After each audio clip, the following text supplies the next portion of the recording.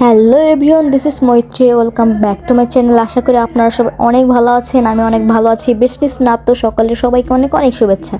আজকে আমরা যাচ্ছি আমাদের জয়পুরহাটে গোপীনাথপুর জিও মন্দিরে। এর আগেও আমার ইউটিউব চ্যানেল একটা গোপীনাথপুরে ভিডিও আছে, রাতের আর কি ভিডিও। সো ওই ভিডিওতে কিন্তু ডিটেলস আছে, সেই জন্য এই ভিডিওতে অতটা ডিটেলস দিলাম না। অ্যান্ড এই তো আমরা গোপীনাথপুরে পৌঁছে গিয়েছি। অ্যান্ড সবাই মিলে আর কি হয়তো আমাদের যে গেস্ট, মানে ওখানকার যে গুরু বাবা, তারা আর কি আমাদের গেস্ট হয়।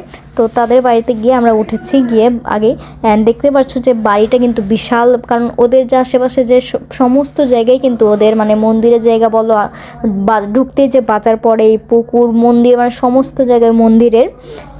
প্রায় মানে অনেক অনেক বিশাল বড় একটা বিশাল বিশাল বড় একটা জায়গার উপর অবস্থান করছে।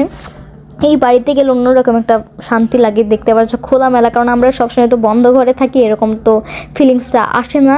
অ্যান্ড ওখানে গিয়ে অত্যন্ত শান্তি লাগে, মানে অনেক একদম মনোরম পরিবেশ। তারপরে তো মন্দিরে আমরা পরিক্রমা করা শুরু করলাম সবাই মিলে আর কি, গিয়েই আমরা বেশি দেরি করিনি। অ্যান্ড দেখতে পারলে যে রাস্তায় কতটা বৃষ্টি, আজকে সারাদিন ঠিক এমনই বৃষ্টি হয়েছে, তাও বৃষ্টিতে ভিজে ভিজে আমরা যেহেতু প্ল্যান করেছি, অ্যান্ড প্ল্যান তো ক্যান্সেল করা যাবে না কারণ সব কিছু ঠিক হয়ে গিয়েছিলো। তো কি আর করার, ওইভাবে আমরা বৃষ্টি নিয়েই গিয়েছি। গোপীনাথ মঙ্গল করুক সবার। অ্যান্ড তারপর আমি ধূপকাঠি লাগিয়ে দিয়েছিলাম, বাসায় থেকে নিয়ে যাওয়া হয়নি, ওখানে যে দোকান ছিল সেই দোকান থেকে কিনেছি। অ্যান্ড অনুরাজও এত বড় একটা জায়গা দেখে, এত বড় একটা প্লেস দেখে অনুরাজ শুধু দৌড়াদৌড়ি করছিল, ছোটাছুটি করছিল, ওকে কিন্তু কেউই ধরে রাখতে পারছিল না। তারপর এখানে সবাই তো তেল, সিঁদুর, তারপর যে ধূপকাঠি লাগিয়ে দিচ্ছিল, সবাই সবার মনোবাঞ্ছার জন্য অনেক কিছু করছিল যাতে সবাই সবার মনোবাঞ্ছা পূরণ হয়।